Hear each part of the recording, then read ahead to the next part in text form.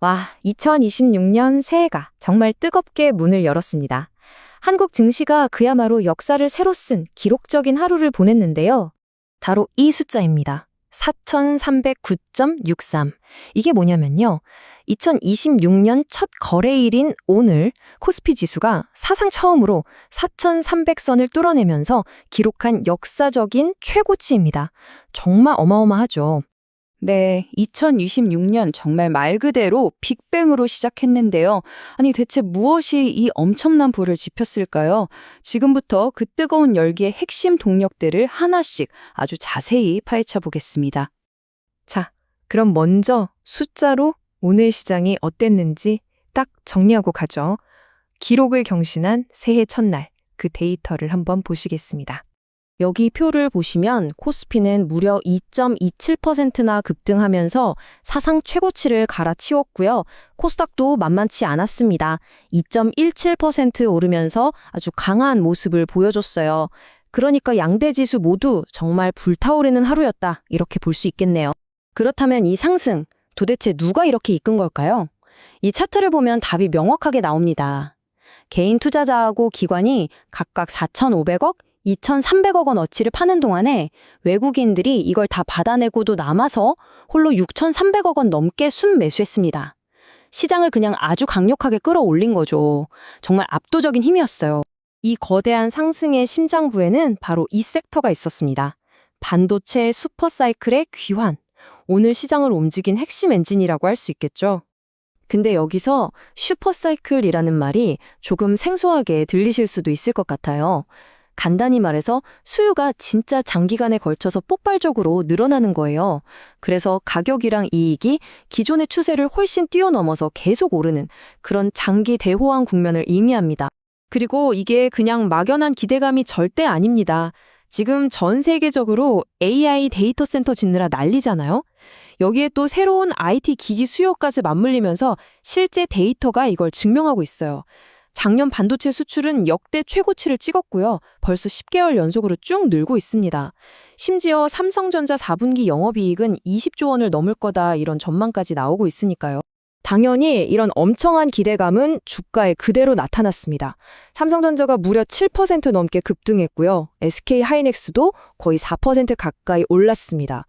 특히 한미반도체나 원익 IPS 같은 반도체 장비 만드는 회사들은요, 각각 13%, 17%씩 이건 뭐 거의 폭등에 가까운 상승을 보여줬습니다.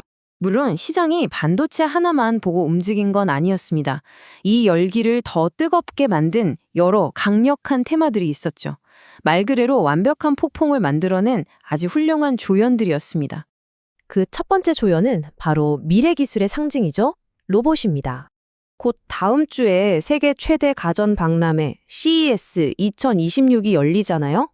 바로 여기서 현대차나 LG 같은 우리나라 대기업들이 차세대 휴머노이드 로봇 그리고 자동화 기술을 대거 공개할 거라는 소식이 들려왔습니다.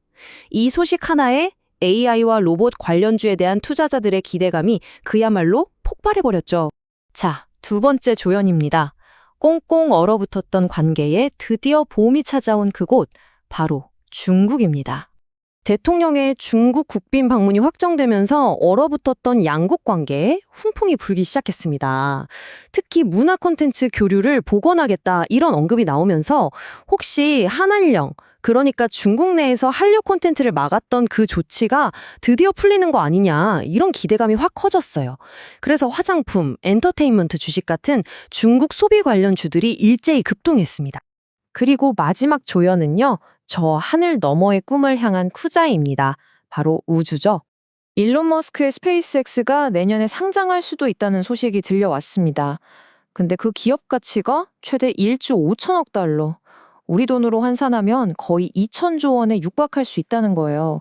이 소식 하나만으로도 국내에 있는 우주항공 관련 기업들에 대한 관심이 정말 뜨겁게 불타올랐습니다. 하지만 이 뜨거운 축제에 모두가 초대받은 건 아니었습니다.